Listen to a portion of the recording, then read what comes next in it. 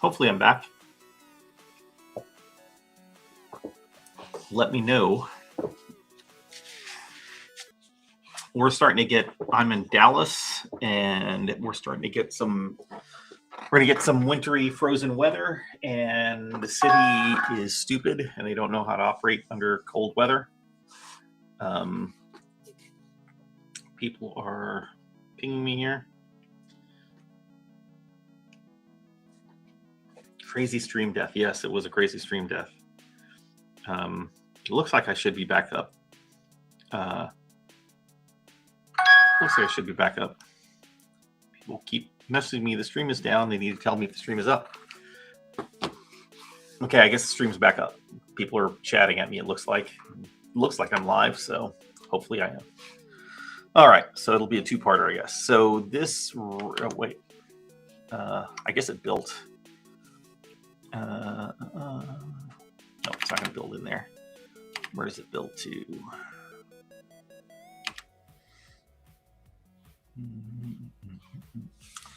Well, that's really annoying. Close the window and it didn't tell me what the heck it did. Don't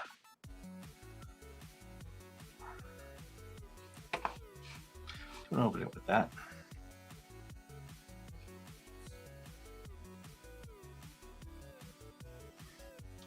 I hate this so much.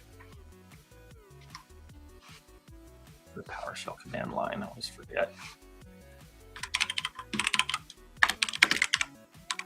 Actually, let me just do this.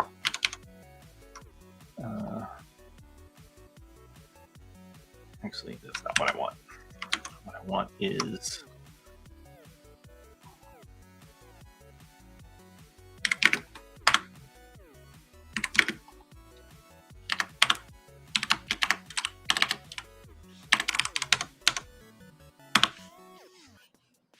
okay, so it failed.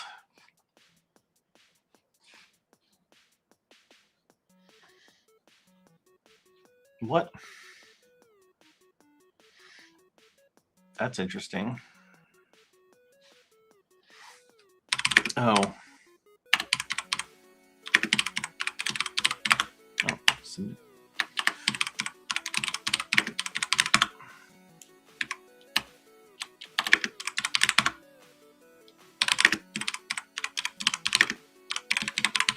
That's probably what the problem is. Forgot about those submodules.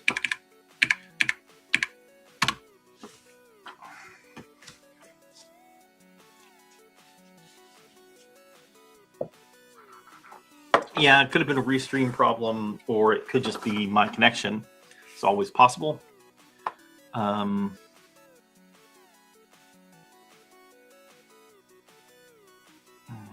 That's interesting.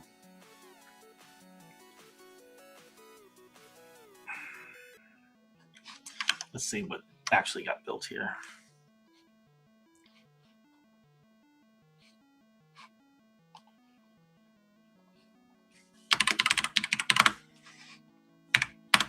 I'll do it again.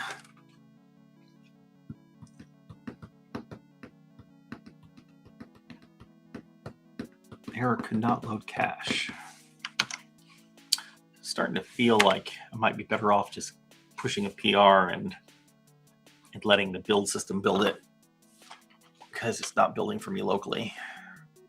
Yeah, let's do that because that's going to be simpler. So I just need to take my fixed motor shader file. I think there's just one or two fixes that I need to bring across. Just that one, this one, and I am going to make a PR. Go away.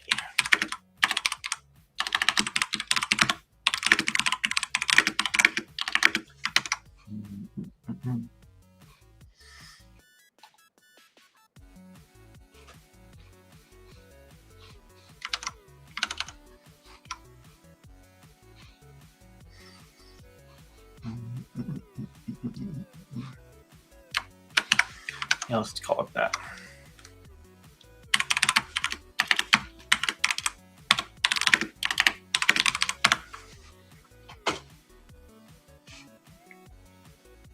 I'm I'm gonna credit the original fix.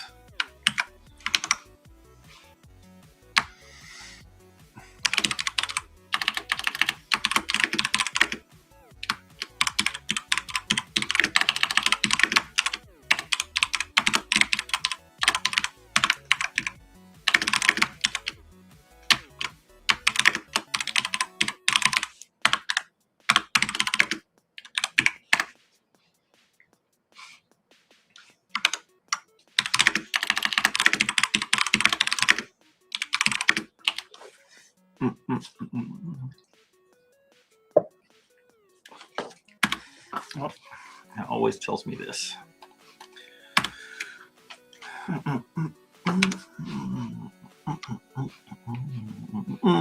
All right, so our Mojo Shader fork should now have a PR.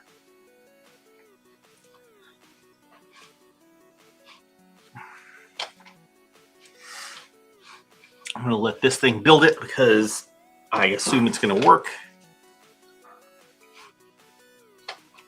Then I'm still not sure how I'm going to test it. I guess I'll find out. I mean, it builds some binary. The binary needs to be there. I don't know how the heck it is included. Need to figure that out.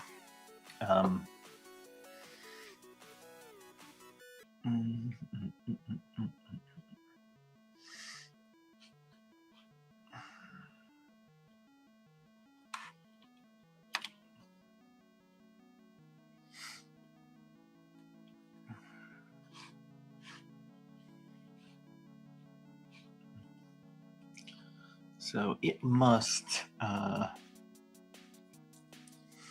those are managed DLLs. It must not just put it in here. It must be, I don't even know how, it's been so long since I messed with this thing. And there's no dependency here. So my guess is that it is some NuGet magic, which I freaking hate.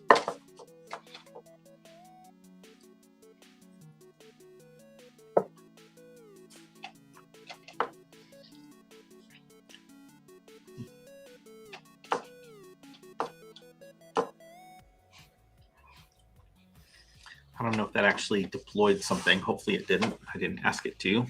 I asked it to build.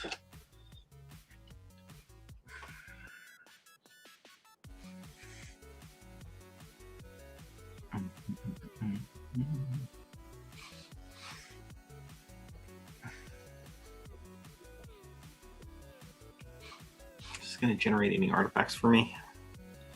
I'll be very disappointed if there are no artifacts for me to grab. Yeah, at least I know it compiled it, so that's a positive. Okay, so there is an artifact. Does it do anything with it, or does it just throw it away? Looks like it throws it away. It's so annoying. Okay, I'm not going to dick around with this too long.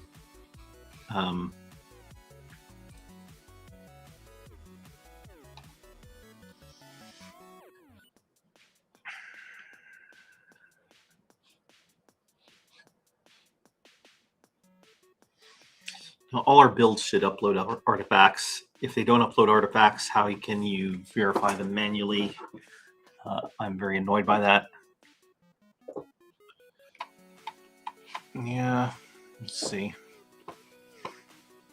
Oh, there are artifacts. Awesome. Thank you. I knew they were hidden somewhere, or I thought they were hidden somewhere. I was being very disappointed that I couldn't find them.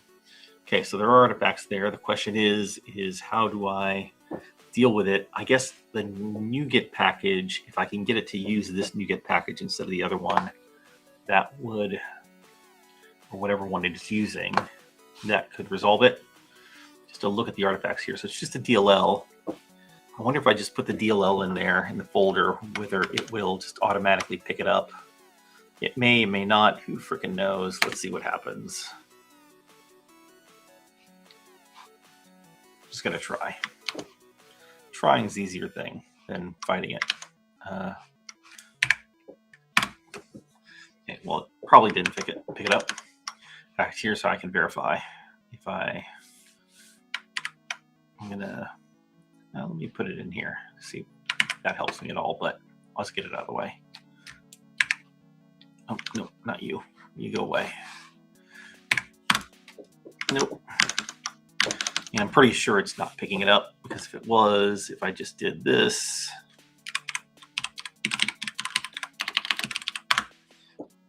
and made a fake DLL, this would crash. Right? So it's not that. It's pulling it out of some magical location.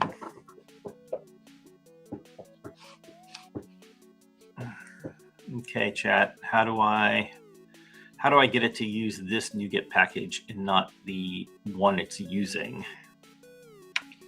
Because I want it to use that one. I'm not sure how to tell it to do so.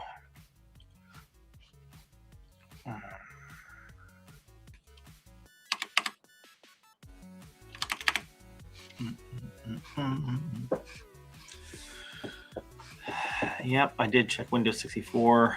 You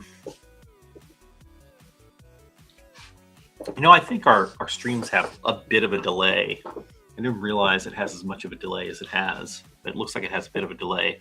I wonder if we can adjust that, because it's kind of hard to talk to chat when it's delayed that much. .NET NuGet add source. I guess I could do that. Can I add source as a local repository or a local file?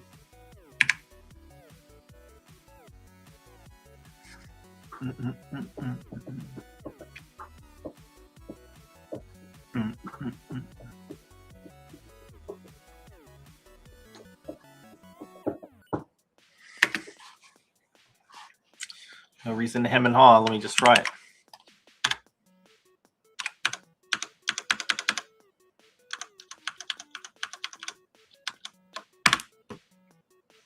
That didn't seem very useful.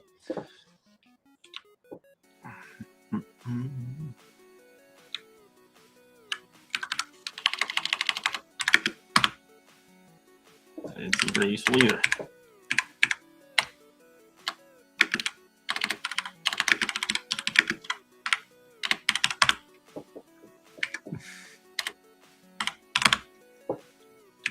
Nope, it's not one of those kind of commands.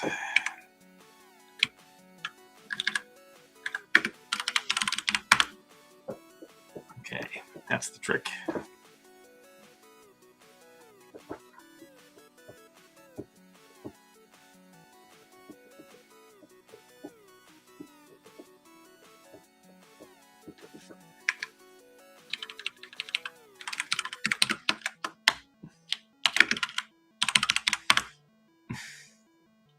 Okay, so it's add source like that. Arguments, name, username, password, or password.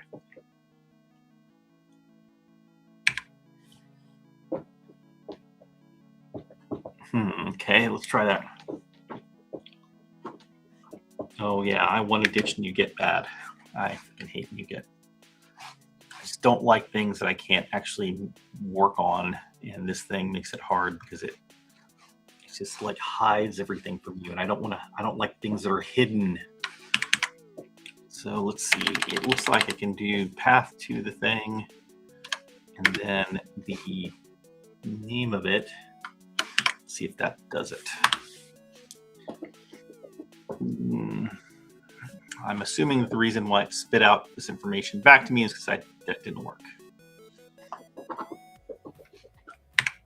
Let's see if I just put it like that. Okay, it said it added successfully. Let's see if that actually does anything now.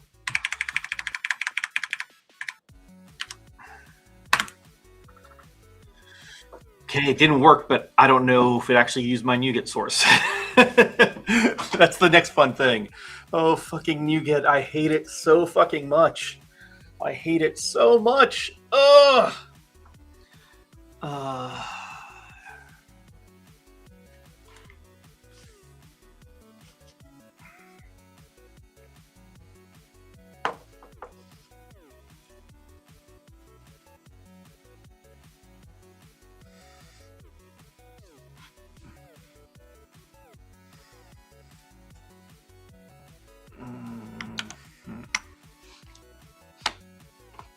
So somebody's suggesting that I need to, let me get this out of this fucking folder.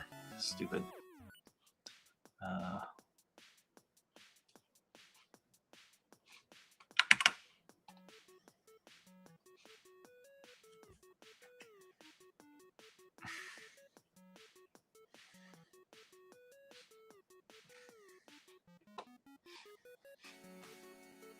I should do what Dean is saying. Dean is saying what though? Just said check that check Windows 64. Yeah, the DLL is there. That's great. How do I tell it to use it? Because it's not.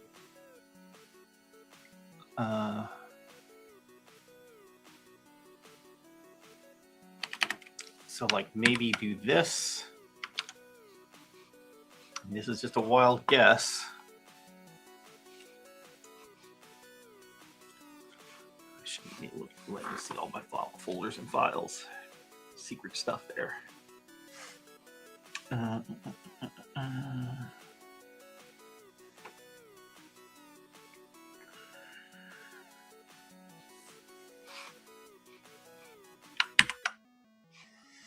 Okay, there's that folder, and then there's this folder.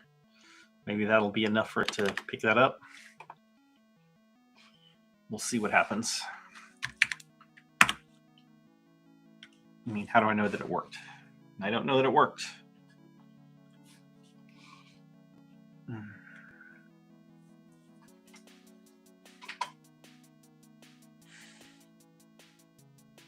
Ah, that's an interesting idea.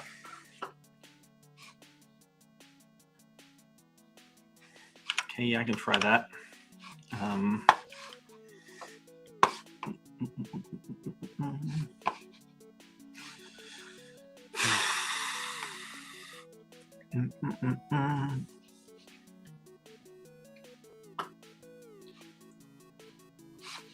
Oh, my new get packages. MonoGame library mojo shader.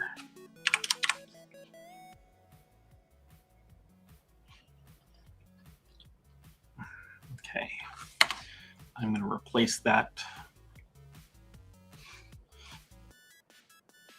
Okay, I'm going to test it first. What I'm going to do is I'm going to delete that sucker, run this and verify it breaks. It does not break.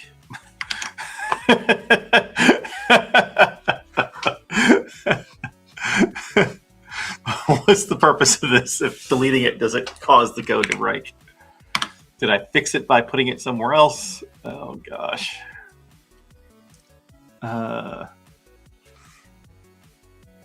This is all so stupid. Why are we doing all this garbage?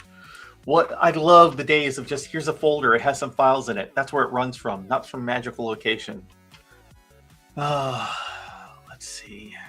I'm messing around with things. Let's back off some of my changes just in case. I didn't put anything in there. Or is it coming from in here? It might be coming from in here for all I know.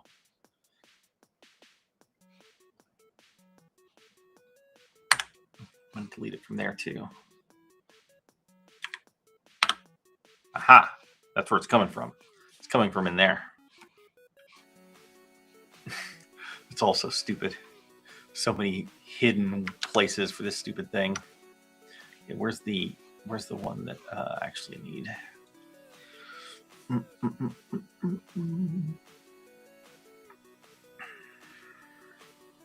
Yeah, put back in here.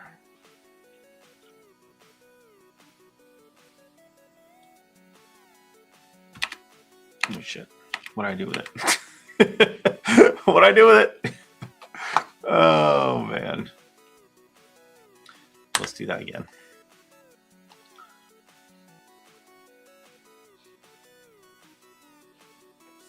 Yeah, it's like the DLL hell from 2000s, but worse because sometimes deals are expected to come from the internet, and if they don't, then yeah, exactly. You know, it is DLL hell, but worse. They've managed to recreate it in the worst possible way. Okay, so this is the updated DLL. I'm going to put it into here because it seems like that's where it's pulling it from. Let's make sure it's not blocked, just in case. It's not blocked, so now I'm going to run it. And it runs, but it doesn't look like it. Wait, is that a different error? That's a different error. It's a different error. So it did. Wait, no, it's two different errors. There was this error, failed not only on and predicate register. That one's gone. If source must have replicates, if source 0 must have replicates swizzle. So yeah, it fixed it partially. But now I don't know what the fix is for this one.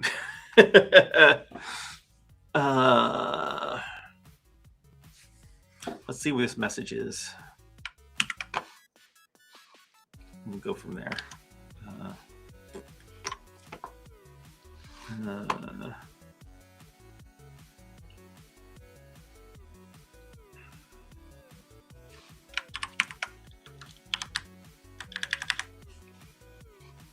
Nope, wrong one.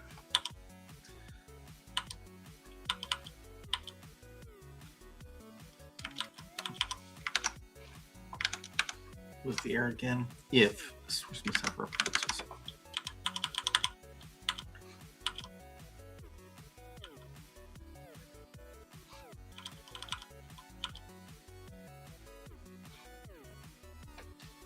Okay, that looks like the error I'm getting.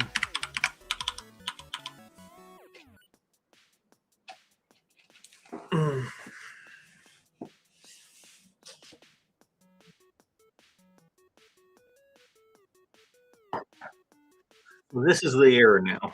That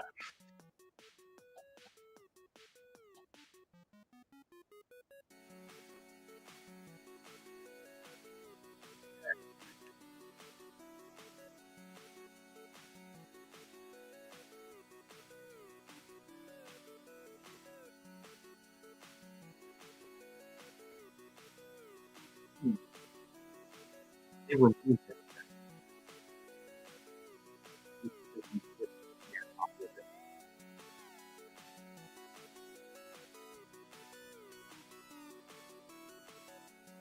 Fine. Back.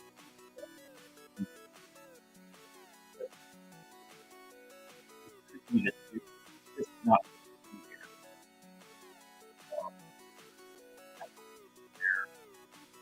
where it comes from. I don't know for sure. Let's go take a look.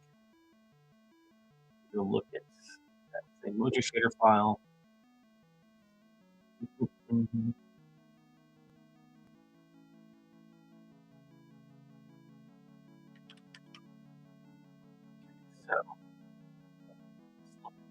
on this file.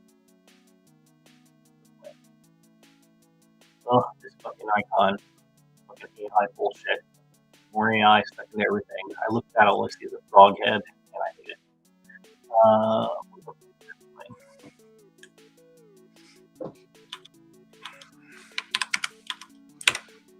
Go away.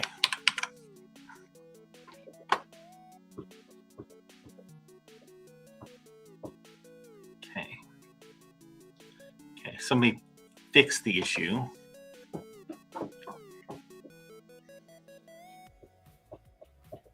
Wait.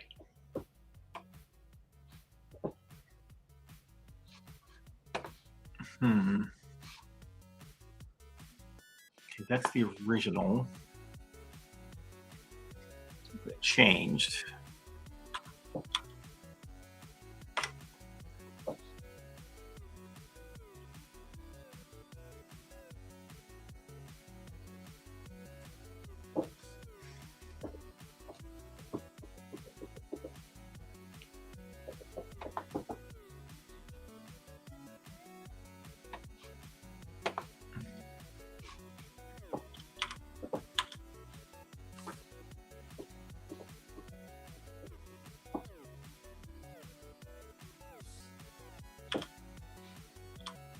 Okay, here, wait, no.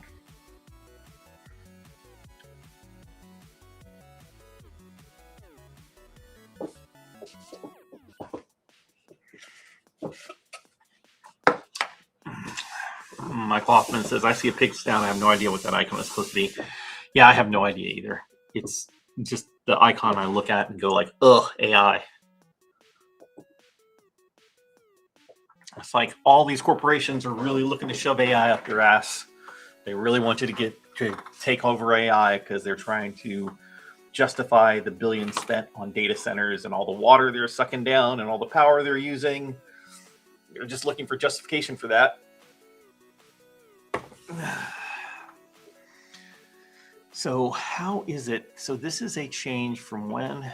God damn it. Why do I have to scroll to the top to see the fucking date? April 21st, 2028. 2008. Sorry.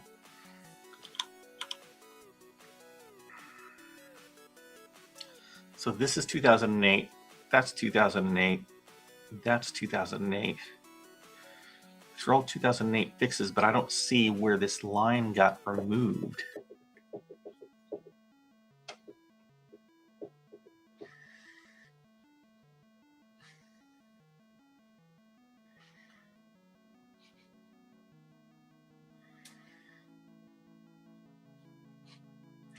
So it existed in a previous commit.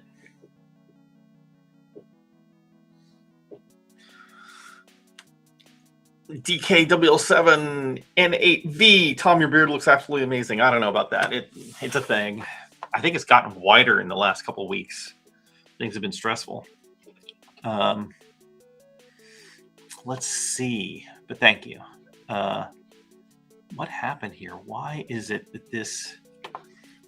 that ours looks like that and theirs does not? I don't know.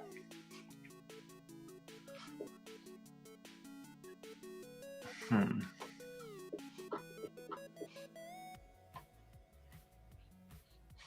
if I look at this one, let me just look at this file again.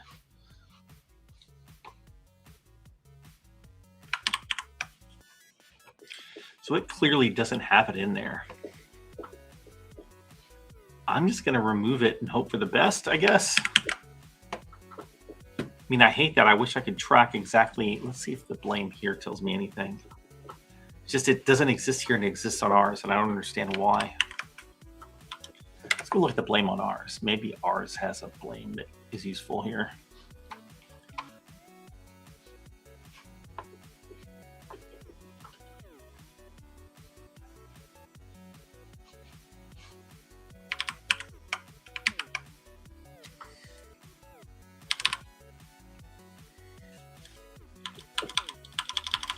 This is gonna be stupid. State if.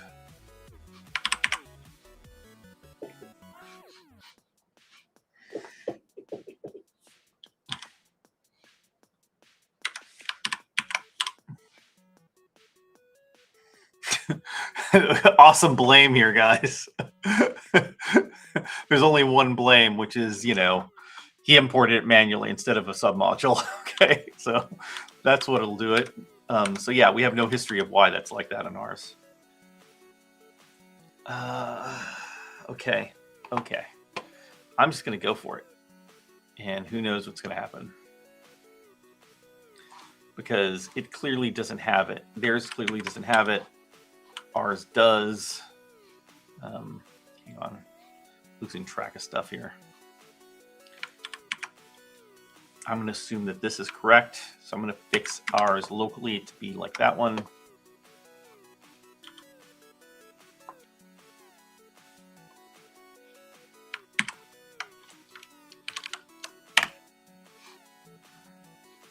And who knows? Where's my repo? Repo's over here.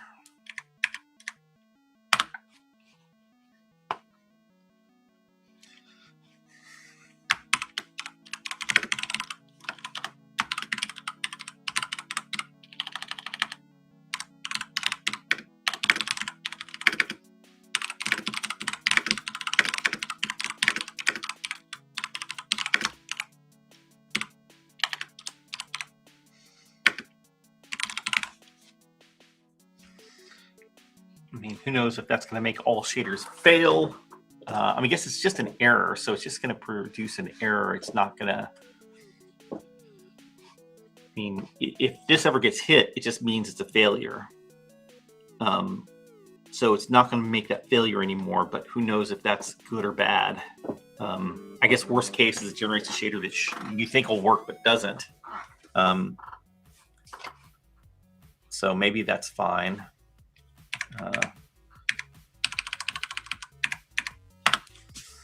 I'm going to push that up, let the builder build it.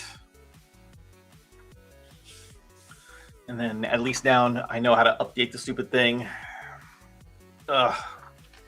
Then maybe for the last half hour here, I can work on Vulkan issues if this actually fixes anything. Thing is, that we'd really want some tests on this to verify that things are working.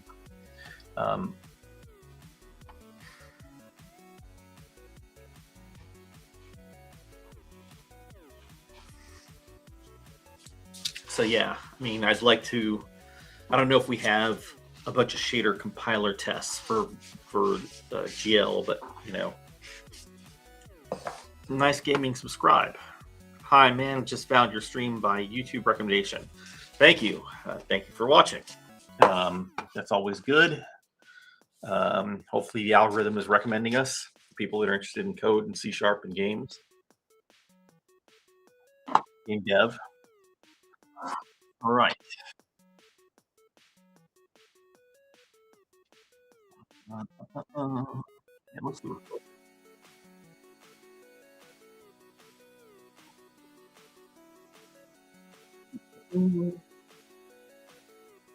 More here.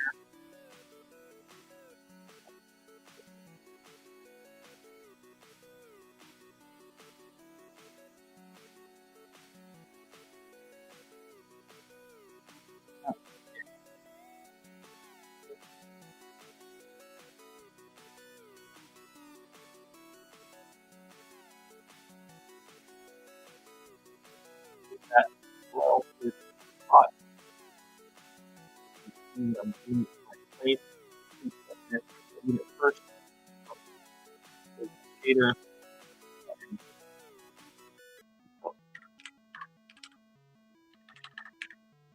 Verify that it can't load the DLL. Can't load the DLL. I'm going to copy my MonoGame DLL here. Block. Get me. I think it might work without that still. Compile the shader. Now, whether the shader is good or not is the whole different question. But it compile the shader. So I think the question is how do I test this further now? I would have to test it. You know what I would do is I would build stock shaders. I would need to build the stock shaders and I would run them just to verify or compile them just to verify that it works. Michael Hoffman, got to hop off for the paying job. Thanks for sharing your thoughts and process, Tom. As someone new to contributing to GitHub, I appreciate these things. Thank you for watching. You know, we appreciate you guys being on, you know, following us, keeping track of things, and you know, helping MonoGame. You know, that's our goal, is to bring code-based game development to the people. That's our goal. So let's see. What's the right way to do this? I mean, it compiled the shader. The question is did it work or not? Let's see. Let's do this first.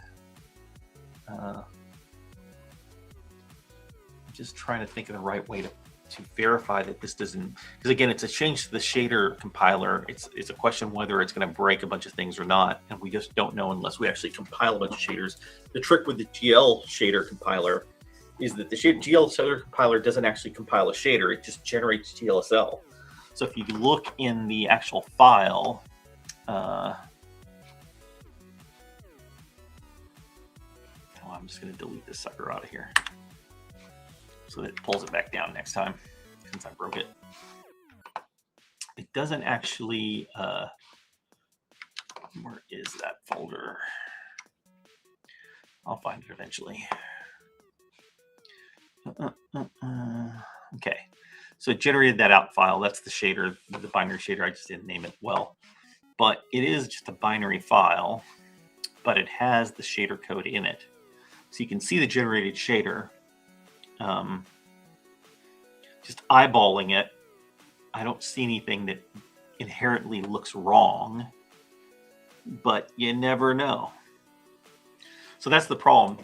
To test the GL shaders, we can't just compile them, because that just verifies that the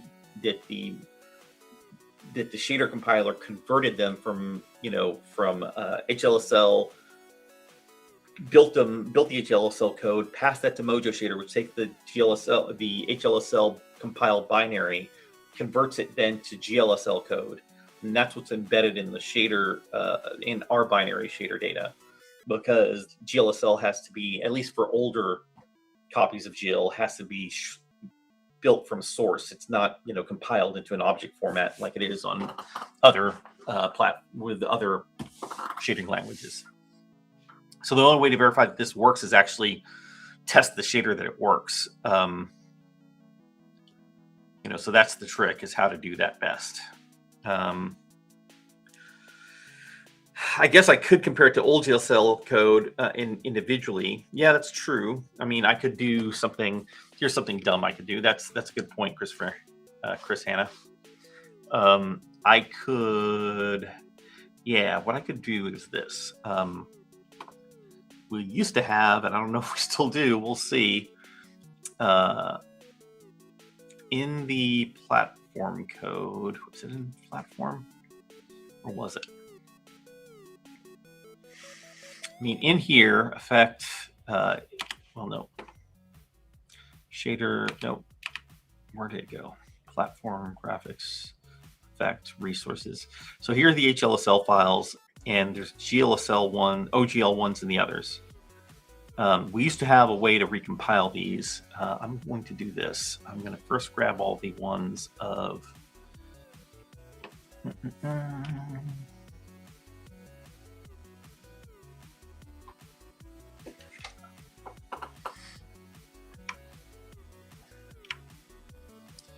going to grab all the OGL. Actually, I don't have to do that. They're already in here. They're going to be, they exist in the repository, so it's not a problem. The question is, do we change how those are rebuilt? And I don't remember how we did it. We used to build it with a freaking batch file. Yeah, let me just do that again. Actually, I'll do it the other way. I will steal these guys and move them in my test folder here. Since I have a compiler already that's going to be able to compile these, I might as well just compile them separately. And that, comparing them might not be a bad thing, to know that at least the stock shaders convert the same. They don't get broken by this change. That's a little bit of security, but we'd still want some people to test it with actual released projects, or with real code from their games and stuff to verify. So I'm going to do this. And I'm going to write myself a little batch.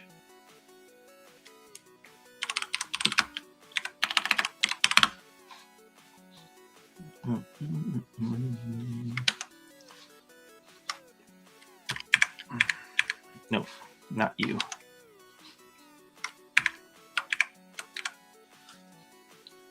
Just to remember what the command line is here. And I forgot how...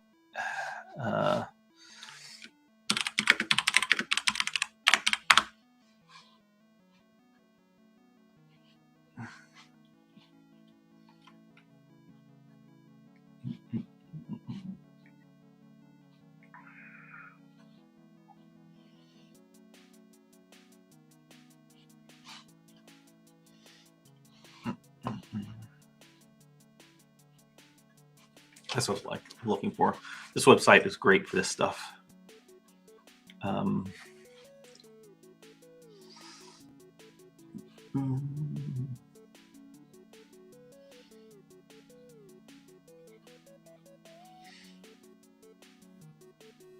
Crap. I don't need to search for it there. I have a copy of this somewhere. Give me a second. I know I have a copy of this. I've done this before, and I hate having to figure this out a second time. Where would I have it? I would have it in one of the MonoGame old console repos. I guarantee you I have it.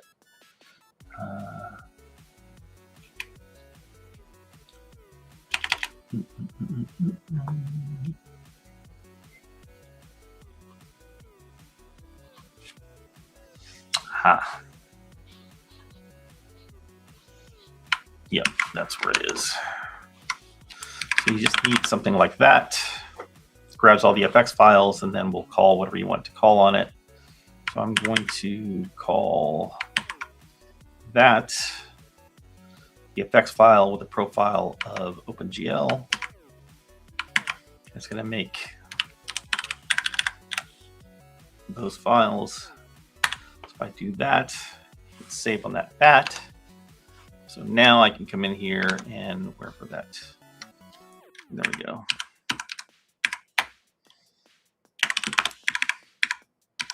Oh, what am I doing? There. That's going to build all of them. So it built all of them. It looks like none of them failed. So that's a positive. And it generated them all, wherever I can find that.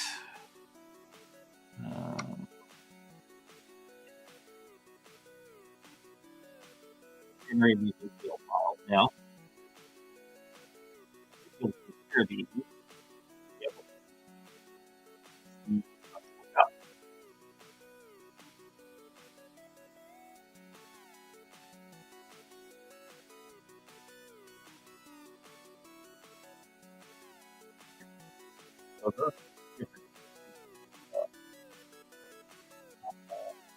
On that.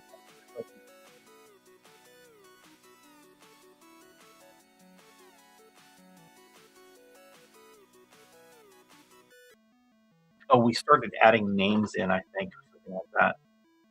It looks like the code is the same, which is what the goal was. I think the new format has the name of the shader in there.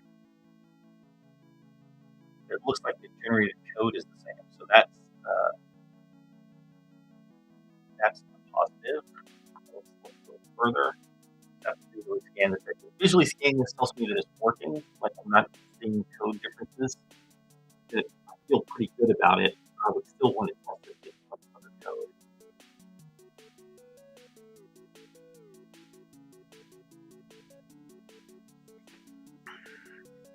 It might be one of those things where we have to talk about it as a group to see what the best way is to test that this didn't break a bunch of stuff. 359 to 385. Oh no. Oh no. That's all right. I was kind of putting together a sticker very quickly. There we go. It's fixed now. It's too bad it was been going the wrong way. Doesn't really matter. No one's paid. Obviously, it did not matter too much. So yeah, it seemed like this is generating the same code, which is a positive, which it should have, right? Like one of them was actually a thing that kept it from compiling. The other one is just a warning. It's not going to change the actual output of the code. Other than now it compiles that one shader. I don't know if that shader runs, but it does compile it. But the original fix, I'm going to assume, was correct. So I think this is a positive. So I think we have a fix here. We might need to do a little bit more testing, but it's not like worst case scenario. Anything that you use that operation still doesn't run, but it compiles at least.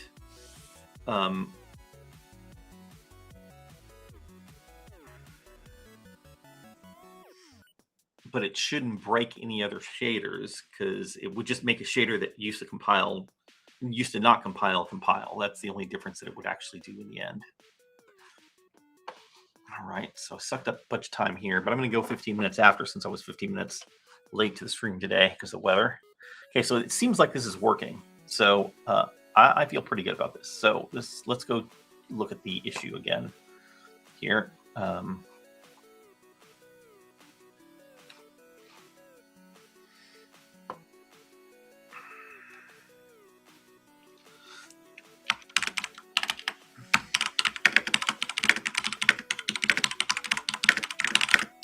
So this code was removed in the upstream Mojo.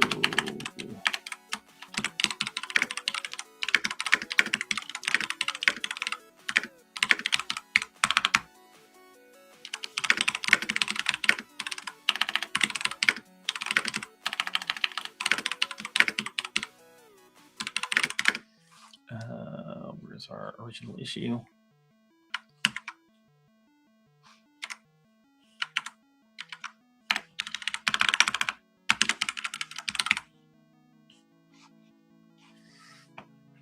Just a comment for future.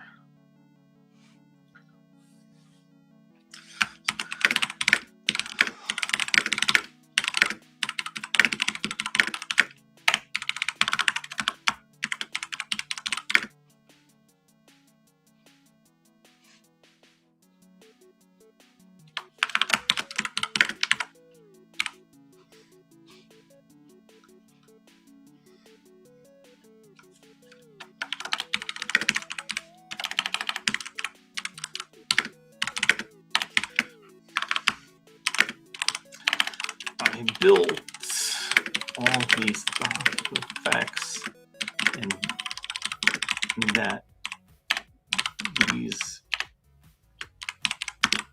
Mojo shader changes do not break them. And in theory, these changes at worst would cause shaders that didn't compile before to compile. It should not break any working shaders.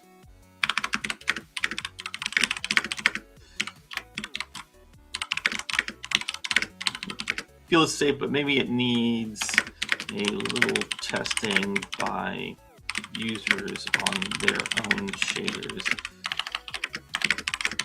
Sure, no issues. Okay. I'm gonna then link this back here.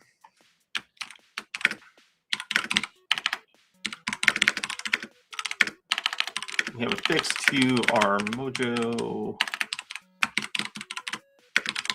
fork here.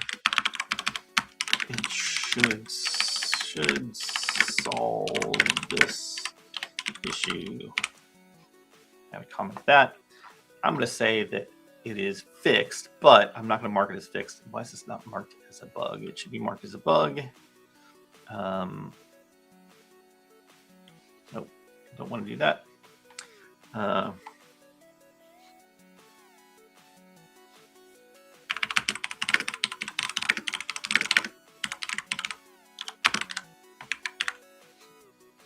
All right, I'm going to call that done, at least, but it needs some testing. Oh,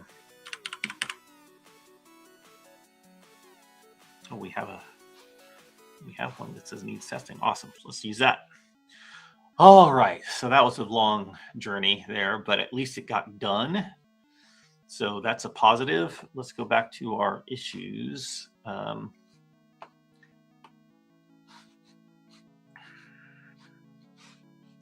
We're going to go back to our milestones, or yeah,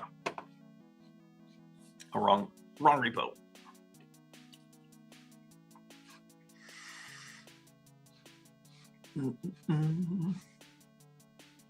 Issues and milestones 3.5.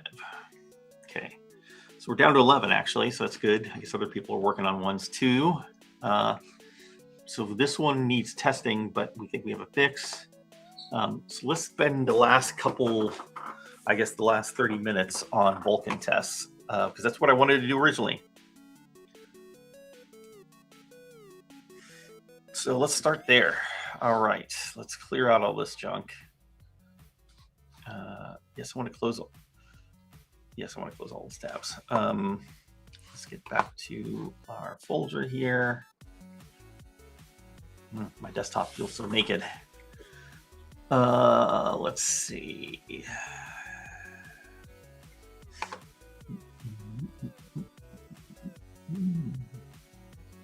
Okay, we're using the native repo here to test. Let's look at where our Vulkan tests are and see how bad it is, and let's see if we can pick up a couple of Vulkan issues while we're at it here. First, let's make sure I have the latest, or I'm on the latest.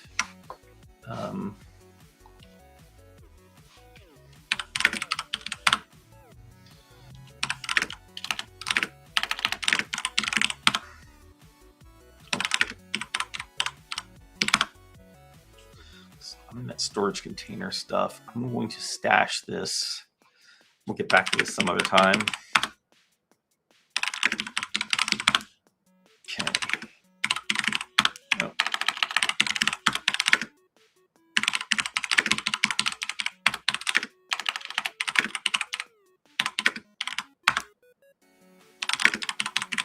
I'm going to fetch my upstream repo. I'm going to merge upstream.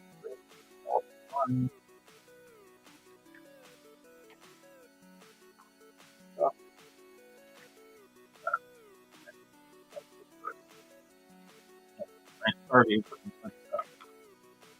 All right. So,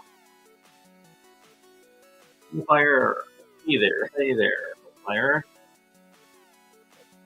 All right. Well, I'm moving this here. Project.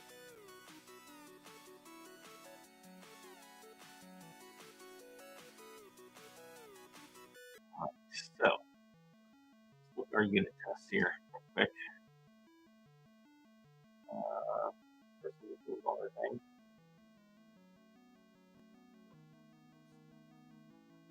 And we're going to come and look at our desktop UK graphics tests. I'm just going to run them all and see where we're at. Because ideally, we don't ship 3 and 5 without both tests passing. It seems like it would be silly to release it with test without passing. And then maybe next week we'll go to the DX12 ones. I think there might be a test that also will pass. I know there's some other DX12 bugs. I probably should mark them and get to work on those, but it's been less of a priority than Vulkan. All right, tests are going. Okay, device manager fixture tests failed.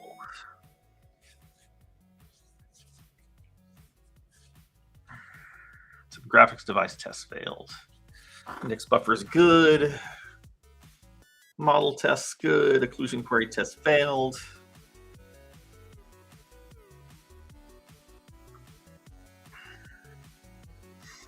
Okay, so far I'm feeling pretty good here. Render target 2D test failed. Oh no, that sucks. Cube succeeded though, strangely enough. Shader test good. Sprite batch test should be good. There's a lot of tests in Sprite batch.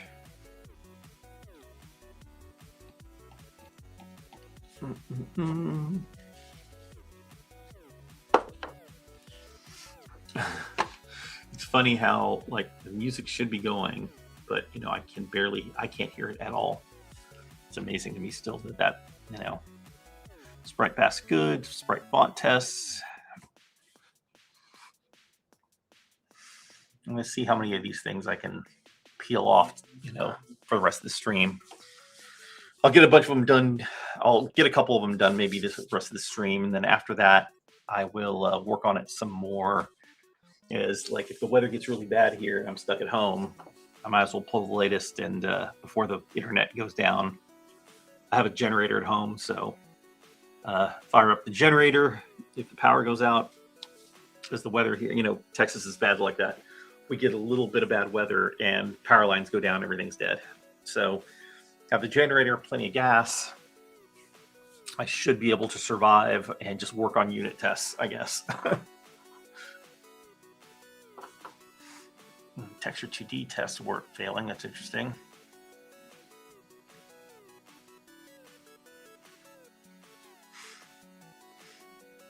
And so far, generally pretty good. We're very close, it looks like. All right, yeah, we're very close. Let's see what Texture 2D test failed.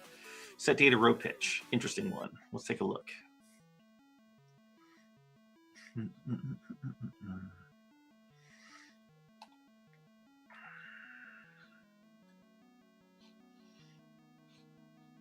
Okay, let's see what test that, or what the name of that one is, or what test that actually is.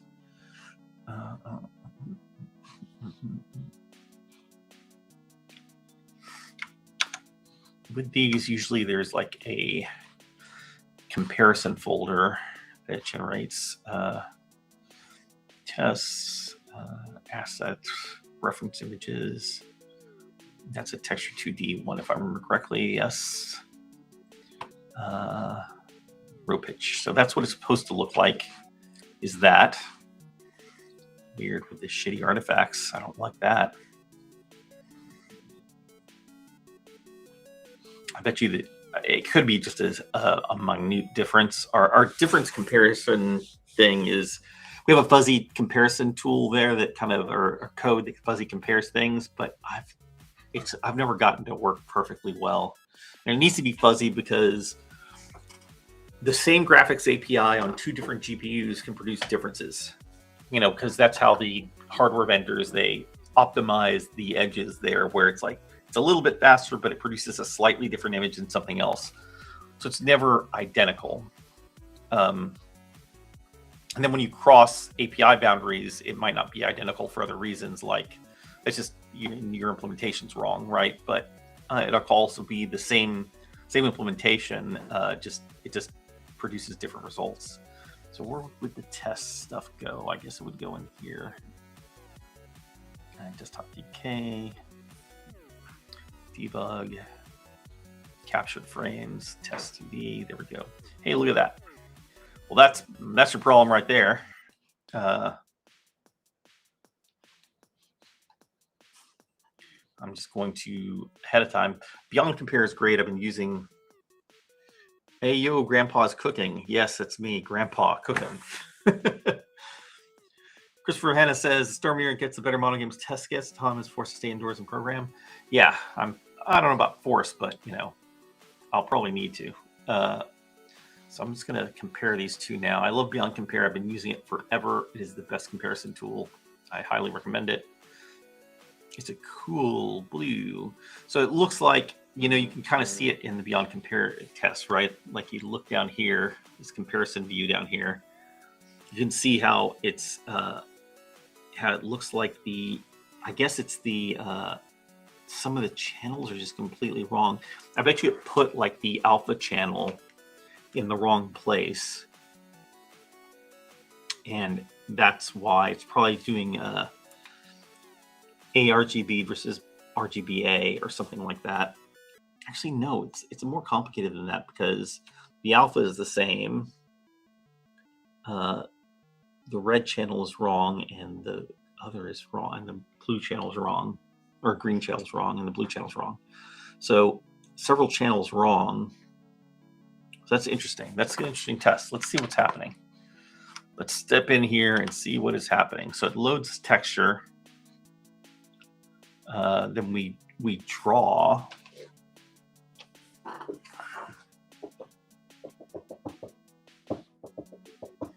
How is this a set data row pitch test? I guess it's a set data row pitch test because I guess it thinks that the original texture is the problem.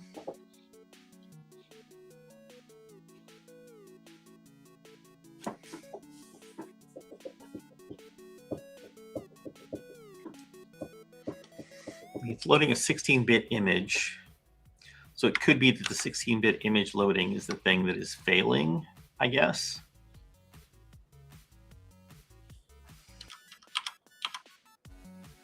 Here's how I would test this.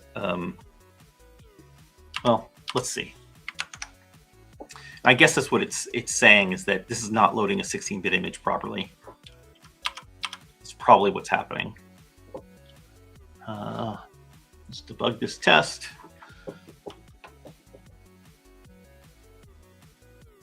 Okay, so there's the texture.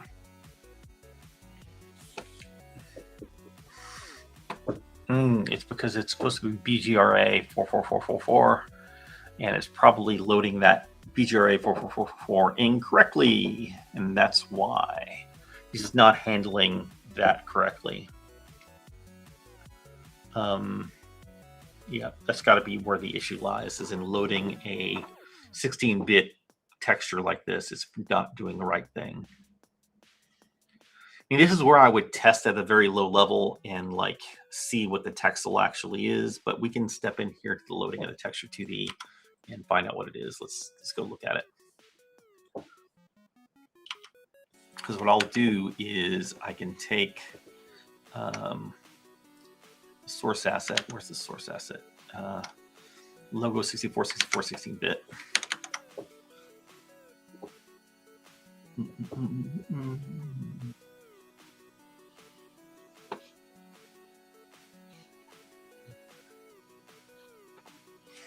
Where are you?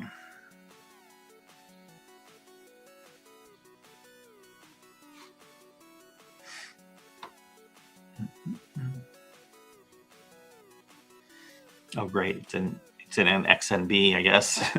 We didn't want to. Sometimes we'll load them as XNBs because we wanted to make sure that the exact data is loaded, and we don't want the pipeline to get in the way and cause something. And some of them are loaded as pipeline images that are processed. Anyways, it should be the same thing. Wait, is it 65 by 64? Yeah, 65 by 64. Yes, that's the other thing is, well, that's why it's not row pitch, is it's verifying that something that's not square works as well. And it looks like it did create the image properly. It's not that, it's just a color conversion problem.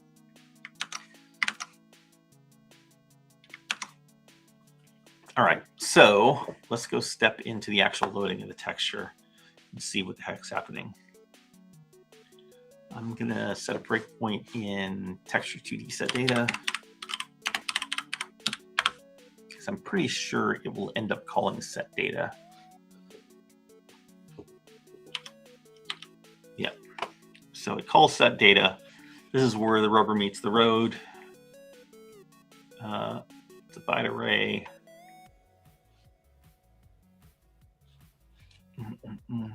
See how it reads it. What format did it say it was? Feature array 4444. So let's see what that does. If it's GL, it does this. Yeah, gross. For GL, it has to do this hack. That sucks.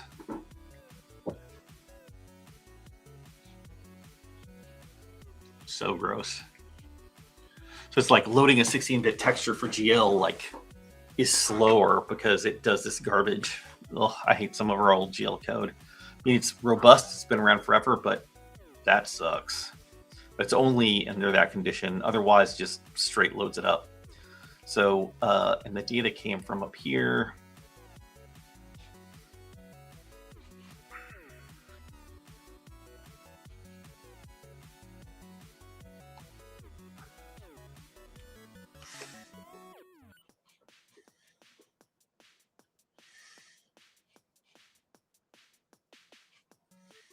Came from the scratch pool, so it's using the scratch pool, which returns a buffer that's bigger than what it needs, but it's only loading the actual size, which is only 800 320, which I think makes sense, right? 65 by 64. Yeah, let's verify. 65 by 64. 65 by 64 times 16-bit, which is 2 bytes. 8320. Yep. All right. So right size and everything. So this is just the raw bytes of that. Every 2 bytes is one color, is 1 pixel. So then it calls set data with that data. And then in here, it calls this inner set data. And we get to the platform level stuff. It gets the start bytes. It's going to pass element size and byte 1 byte. I mean, that's kind of weird. Probably shouldn't work like that. It shouldn't look at element size as 1 byte, I guess. I guess because the T is just being passed in as an array of bytes. It's not like passing anything in particular, so it doesn't know what the size is, but whatever.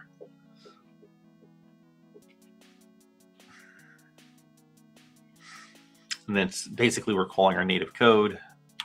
So let's step into our native code. Okay, so this is where we're going to really get to the nitty-gritty here.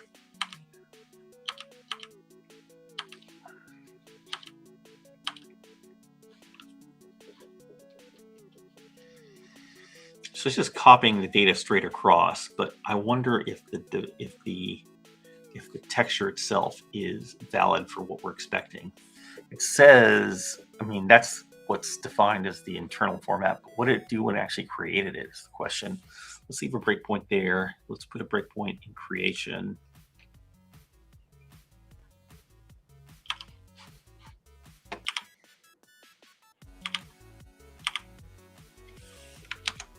Let's run the test again.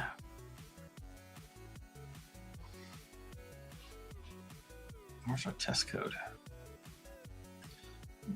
Why am I not seeing it? Run debug on that again. See what's happening. All right. Wait, why didn't?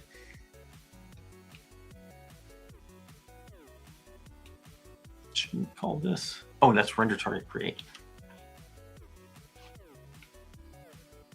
That's what I wanted. All right, stop it. Run it again. I wanted to see the texture creation to see what the format is that it creates at the low level. It could be that it's creating the wrong format. And that's where the problem comes. I mean, we want these formats to match because because ideally it doesn't have to do any conversions.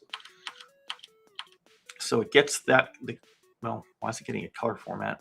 That's interesting. That might not be the one that's actually. Oh, weird. That's a problem. Maybe.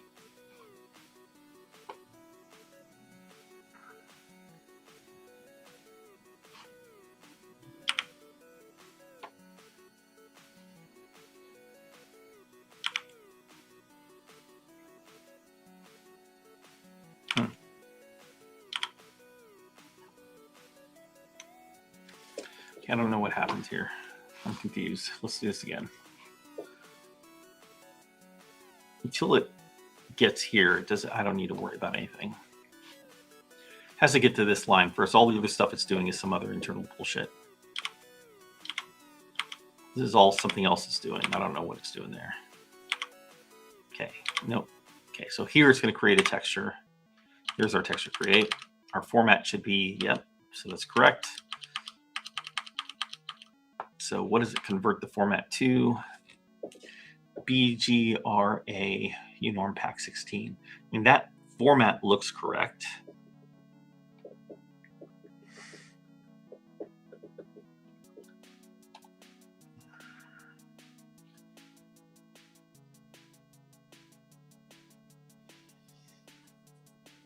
Okay, let's try something simple first, just for shits and giggles. Instead of doing that, I sometimes wonder,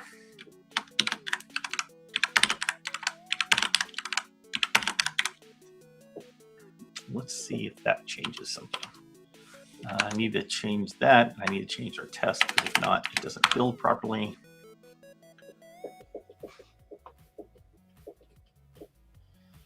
I'm going to let it run the test. It's going to update this image once it's done. Hey, look at that. That was our problem.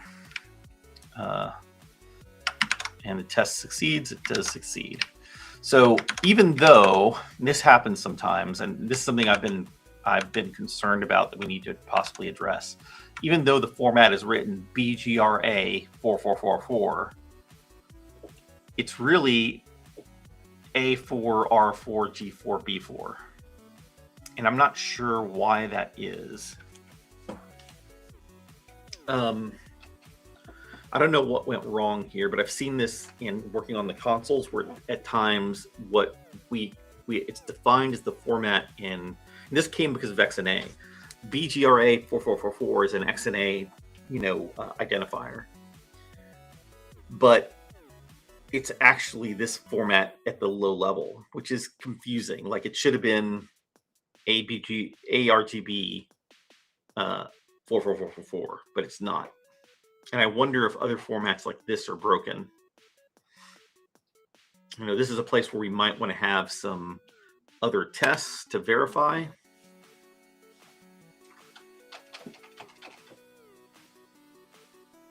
But yeah, that's where the problem lies.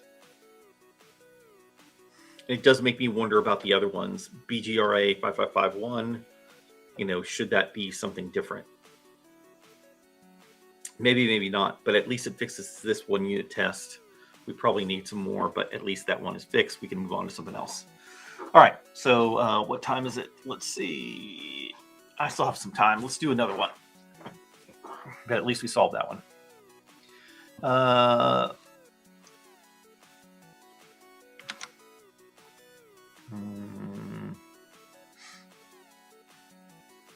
MSA enabled. That's one that we need to fix because it's not working. That one might be a deeper one.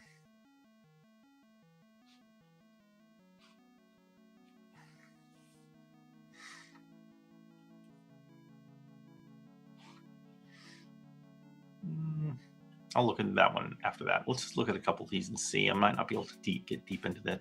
Query occluded sprites. 3500, but it was 0. My guess is that occlusion query is not working. Let's go look.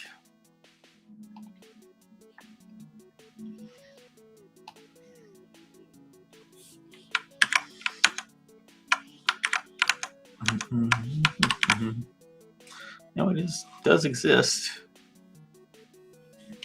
All right, so it does have code for it.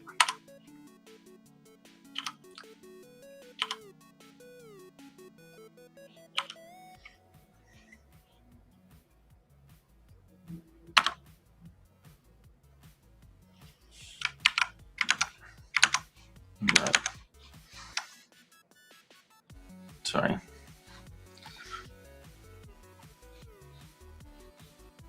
Let's go back to our test here. I want to see what the test is actually testing.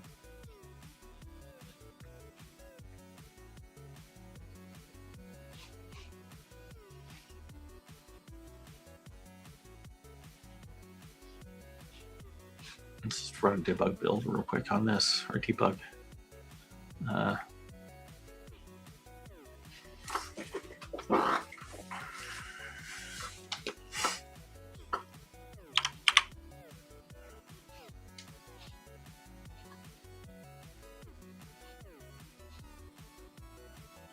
Okay, so when the query is complete, it gets the occlusion query results, and the pixel count is not valid.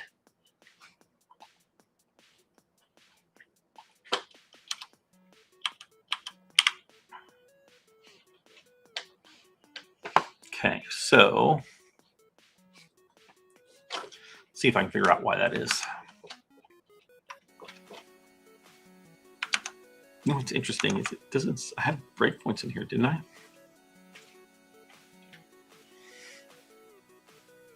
Interesting. I had breakpoints here, but none of these fired. Just because there's some code changes and it didn't pick it up.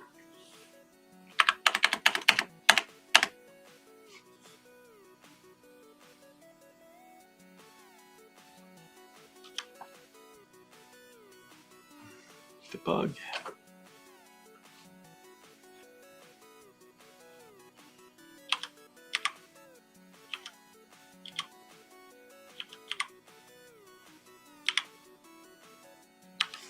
Okay, there it creates a query.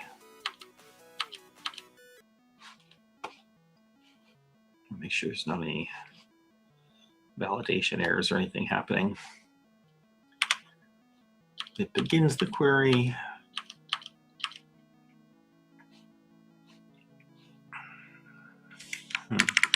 I've never looked into this code, so I don't know if it's doing anything correctly at all.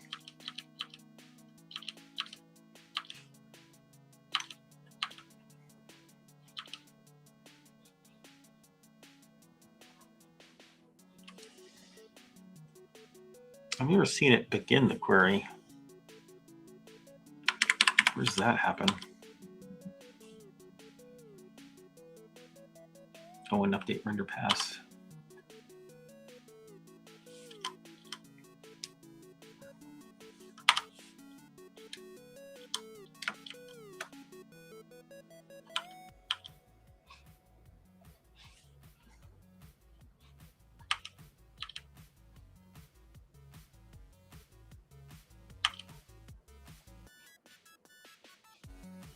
Query and calls in render pass. Okay, I don't know if that's necessarily valid or not. Then creates a fence on end. I don't know if that's a good idea or not.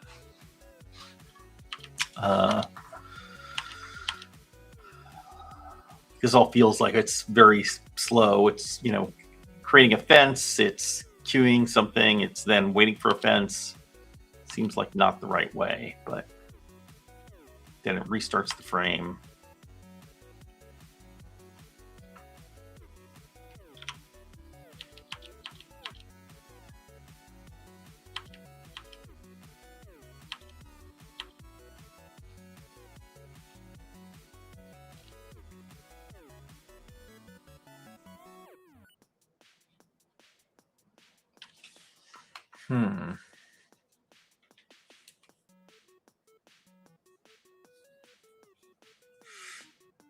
Or Storms Tom fixes all the things, so all the bases are belong to him. Yes, possibly.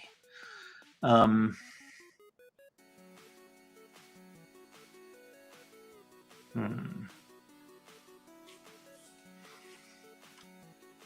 it's definitely getting a query that has 0 results.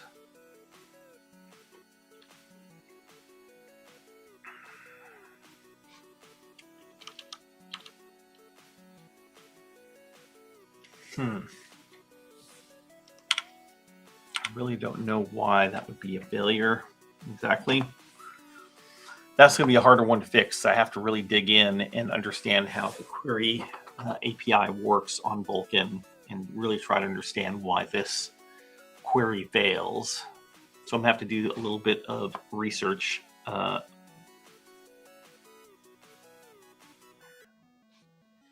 how that functions in order to have a correct result here. Yeah, I'm going to have to study this one. Yeah, that one's going to take more study. So this one, I really need to study the internals. Generate MIPS fails. That's probably, you know what were we just talking about MIPS generation at some point?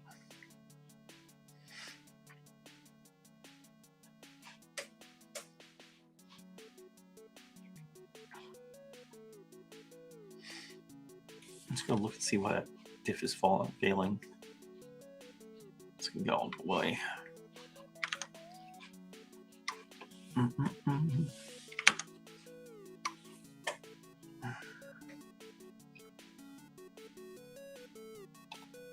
There's the generate MIPS. And where's our result? Captured frame. Hey, look at that. That's a pretty clear one. So it's not generating the MIPS properly for this lower MIP maps. Pretty clear issue. Let's go look at this one real quick. This might be one that I can actually peel off quickly here. Just rerunning it. It's going to update the thing. Nope, it's working. All right, so the question is why?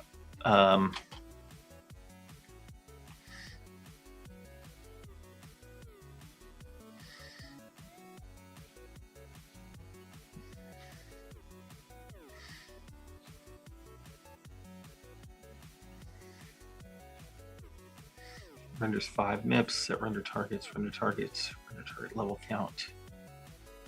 Sampler state begin.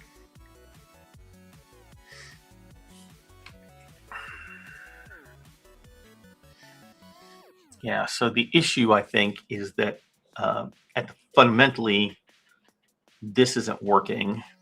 If we go to render target and look at the implementation on one of the other platforms, like where the heck?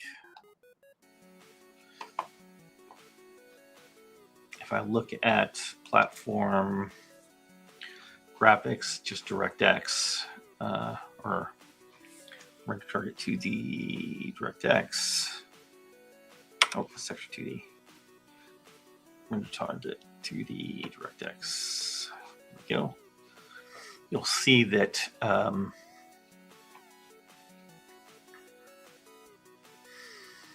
where is it? There's a resolve, I think is where it is. Resolve sub resource.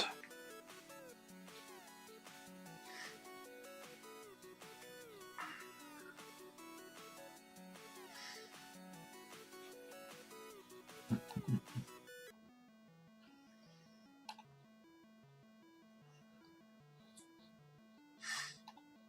forget what that is exactly. Oh, that's the multi-sample check.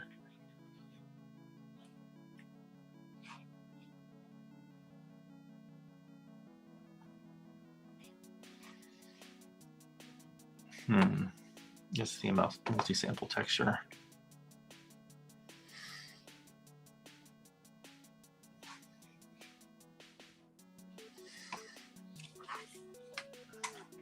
I'm pretty sure the MIPS were generated through resolve like that, if I remember correctly.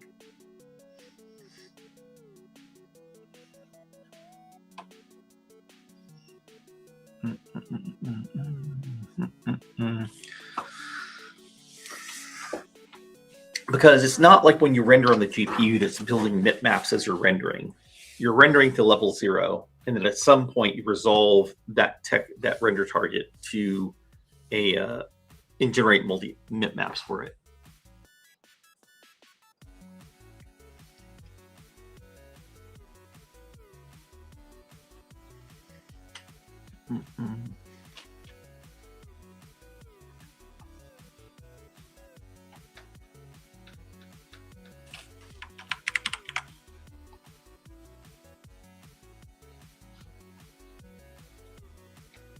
Okay, generator required is where it happens.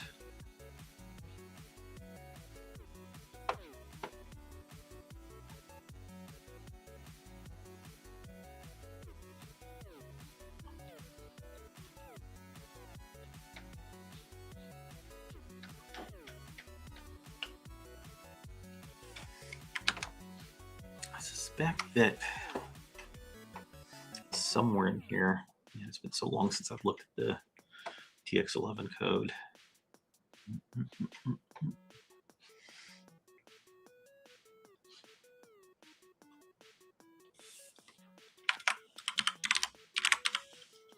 There it is, platform resolve render targets.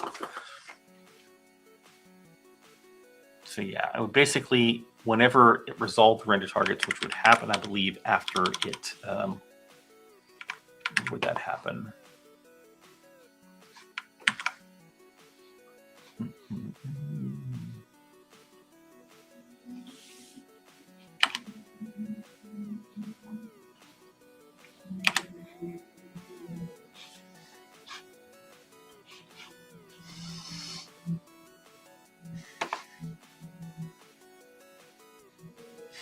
Whenever you change render targets, it would resolve the current render targets. And that happens here as well. So if I go here, resolve render targets is happening at the lower level graphics device. And I bet you that implementation is doing nothing.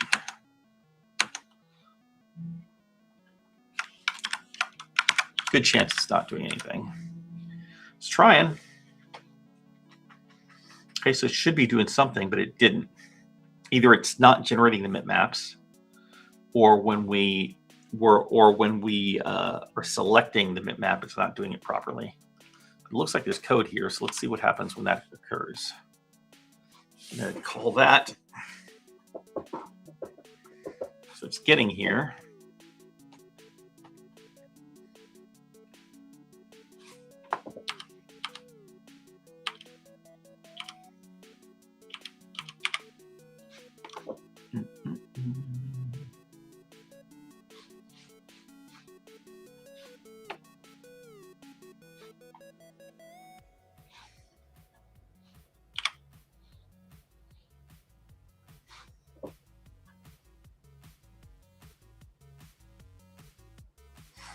See, it's getting there, but I think that okay,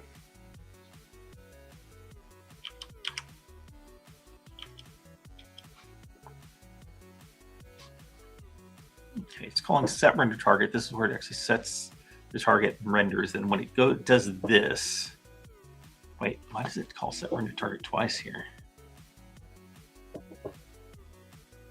Oh, set render target, set render targets. Okay.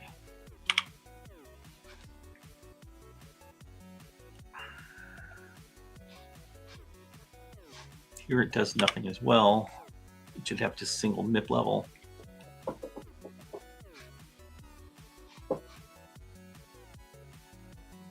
Or is that right? Pretty sure this render target was created on multiple MIPs.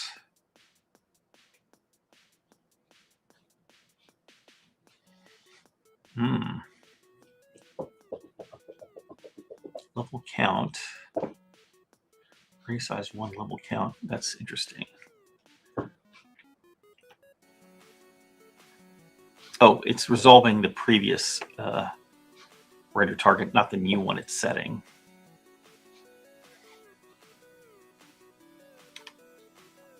So yeah, that's going to be 1. But here, gets here, levels greater than 1. Okay, so here's where it's actually resolving this. Should be ending the stream any moment now, but I'm going to look this a little closer.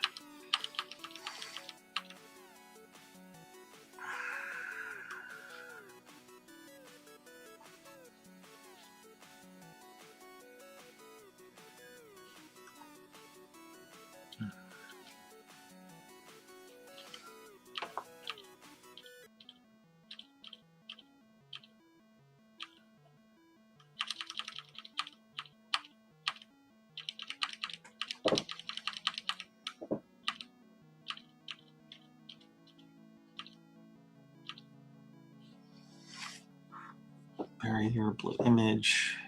I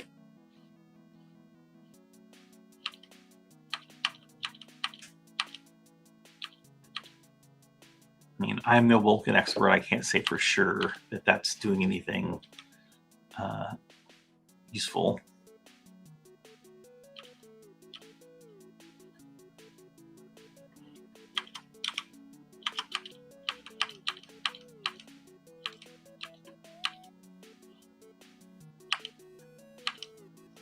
So in theory, it resolved it.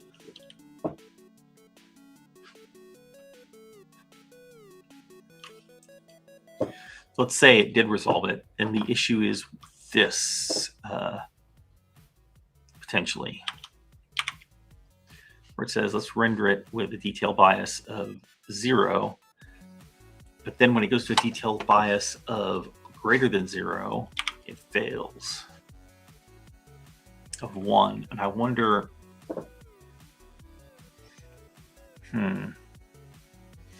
IQI only. Hello, sir. Long time no see. I guess so. I don't think I've ever seen you. Maybe. I don't know. Let's see. So either the sampler state is failing, or the sampler state is failing, or it's something to do with the actual rendering of the bitmaps, which I can't say which. So let's see what the sampler state looks like here. I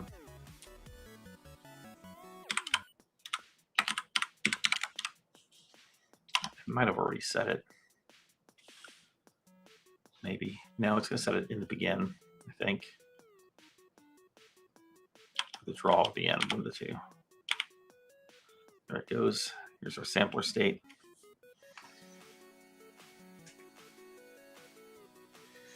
Max bitmap level 1. Level detail bias 1. I don't know if that's going to do the right thing or not. Let's see what happens on the next one. 2 and 2, I guess.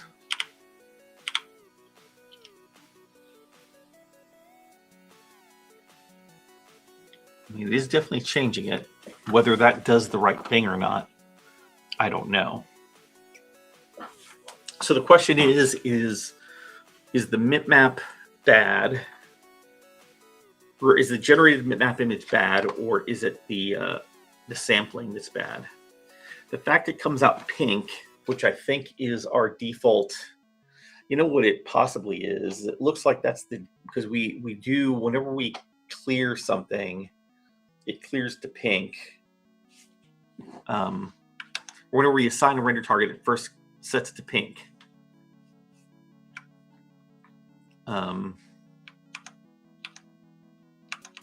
That specific pink.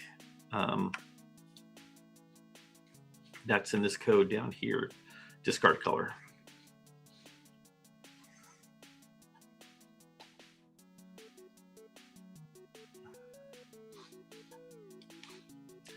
So it's almost like when it generated the bitmaps, it used the discard color and not the regular color. I can verify that by let me stop that real quick. I'm going to do a quick test. This might be where we have to end it for today.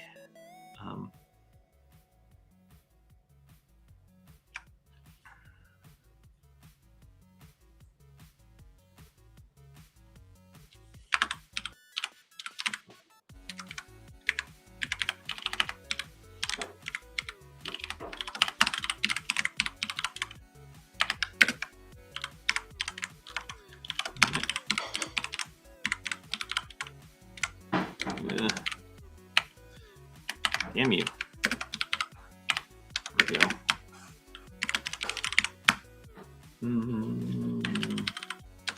Green sounds like a good discard color.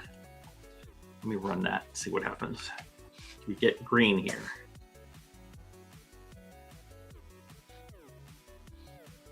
I should have probably just run the one test.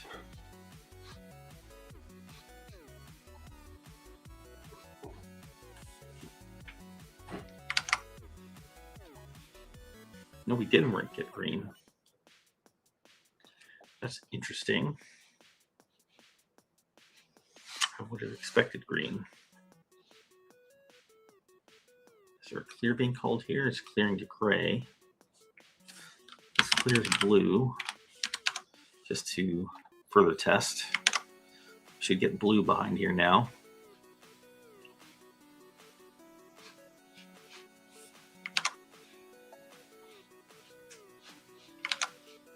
Pink there, that was interesting. I wonder what the pink's about. We haven't set a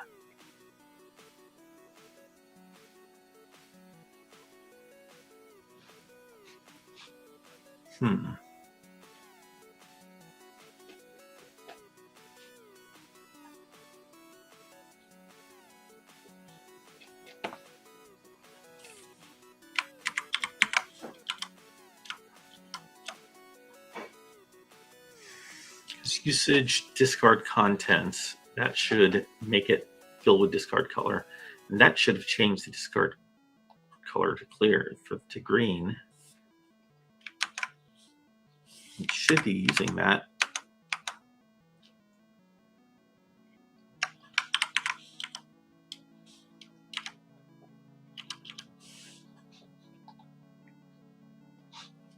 I'm gonna run it again once more in debug. But I gotta call it because I have other things I have to deal with today. There's the discard color. It doesn't look very green to me.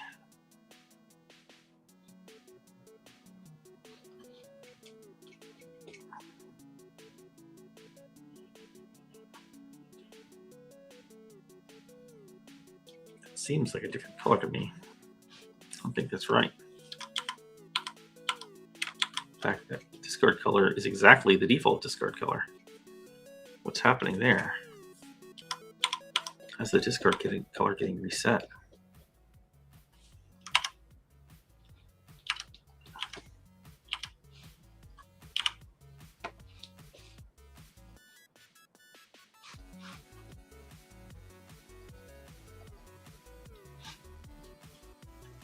Oh, it's different there. Let me just do, I wonder if that, I'll set it up here.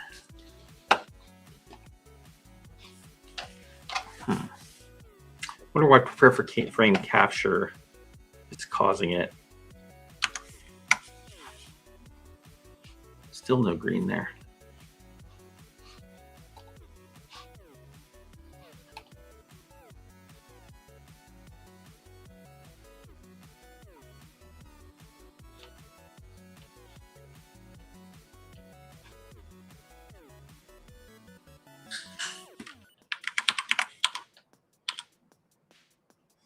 Clear color there is set to cornflower blue. It shouldn't be anything else. It's interesting.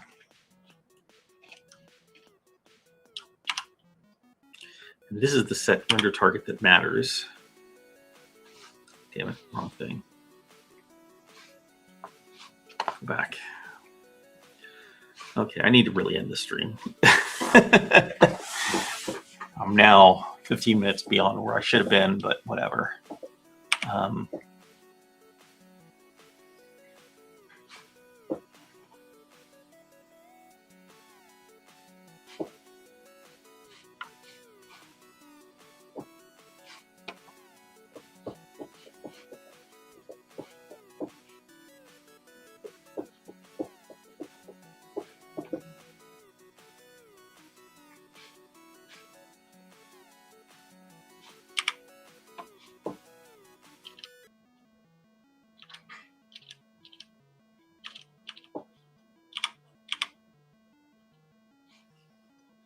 My green discard. There's my green discard. It's doing it there. Then it calls clear to clear it to blue.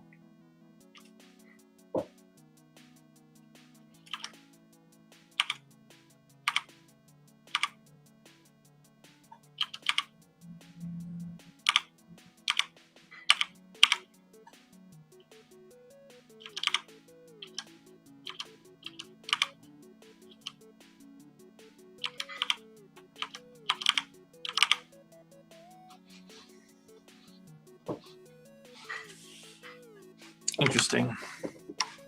Let me try a couple other things here. Let me test one more thing here. I want to see something that's actually changing.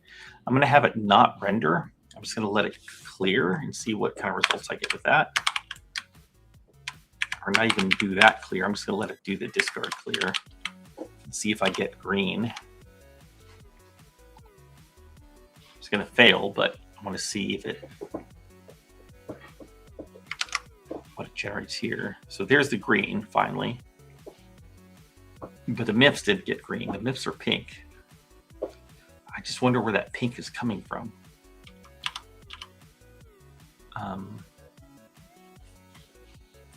Let me go look at the setup fixture for this.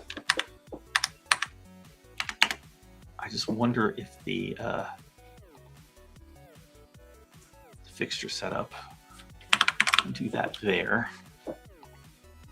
Run this. Do I now get green on all of them? So that tells me then is that no, it doesn't. That pink is, I wonder where that pink is coming from. That's really interesting. I mean, I don't think Vulkan by default sets it to something like that. I would think it would default to something like black or something, if anything, or noise. The fact that it's defaulting to pink there is very curious. I can do one more test here, which is, all else fails. What if I do?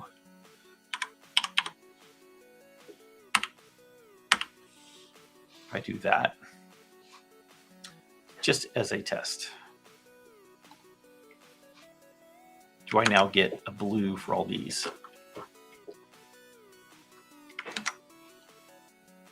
No, still pink. That's so very interesting. So that pink is not coming from here. It's coming from something else. It's really curious. I mean, is it possible?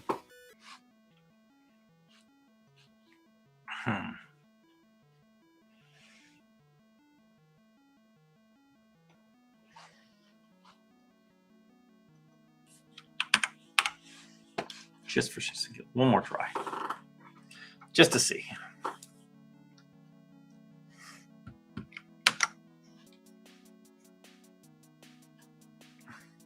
No, nothing. Can't get it to budge.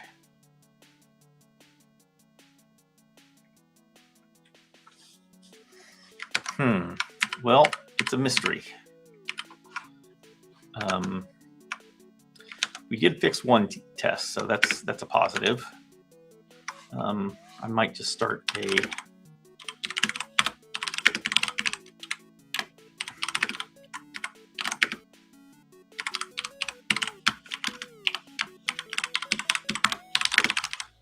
at least a fix for the one that we did.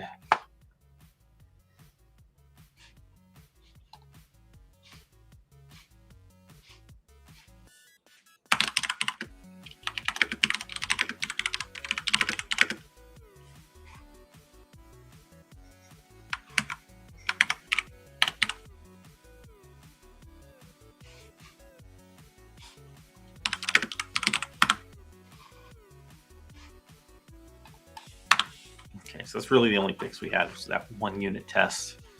But we found a couple others that need work. So the occlusion query is still broken. This one, which should seem like everything should be working, is not working.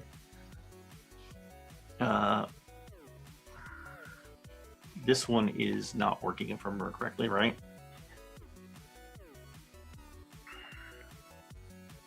Yeah, that does get work. That's curious why that would work. I wonder if the test is just not working right. I don't trust that that's working right, but we'll see. Maybe because I saw the other MSAA issue here.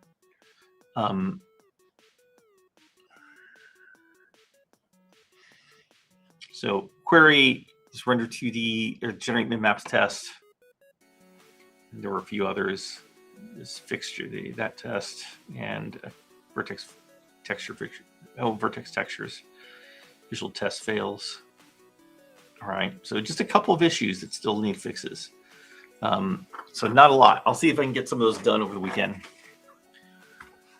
Well, yeah, Quirky. So Quirky says, do the maps get generated? Maybe they were pink because they didn't. I mean, that's what I thought, that they'd be pink because they didn't. Because when we create a render target, it's not. That's not happening, is it?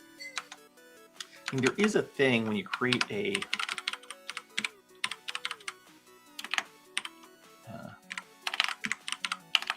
where's it? Where's our create render target in here? Sorry.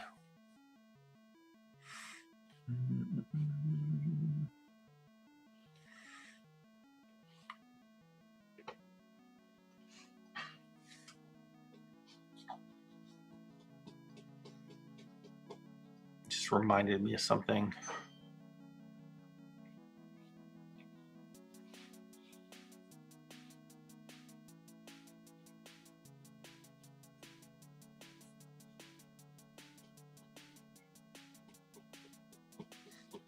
I think there was something about there being a default clear color.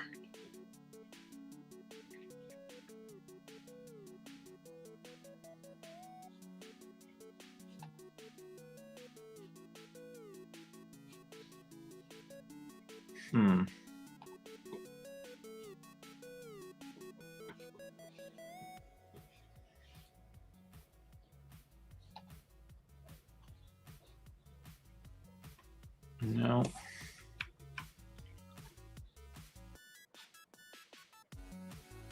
I think there is one, but I can't find it. But yeah, I mean, so query says, do the min-maps get generated? Maybe they are pink because they didn't. Yes, they do get generated. They get generated whenever the target is removed from being the, whenever a set render target is called, the target is removed from being the active target. It resolves the render target. And if it needs min-maps at that point, it calls some code to generate the min-maps. And that's in this result. It is resolve render targets. That gets called whenever the target is being removed to say if a target's being removed and it needs min-maps, the mip level is greater than 0, that comes in here and generates min-maps for them. And for some reason in that process, all we get is pink. So either the target is already initialized as pink, and instead of copying whatever what was just newly rendered, it's copying the original initialization of the texture, which is what I was going after, and I couldn't find a result of that.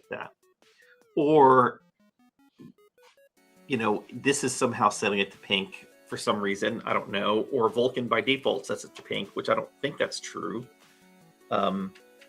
So yeah, I'm just not finding where the pink is coming from.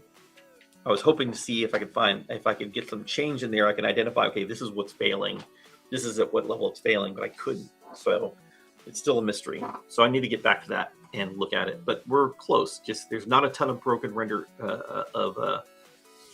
a ton of broken tests here. There's just a couple. If I can fix these couple, then we have a pretty good Vulkan implementation. Still bugs, I'm sure. We have a pretty good Vulkan implementation. So all right. So that was a herring journey. We got one issue fixed.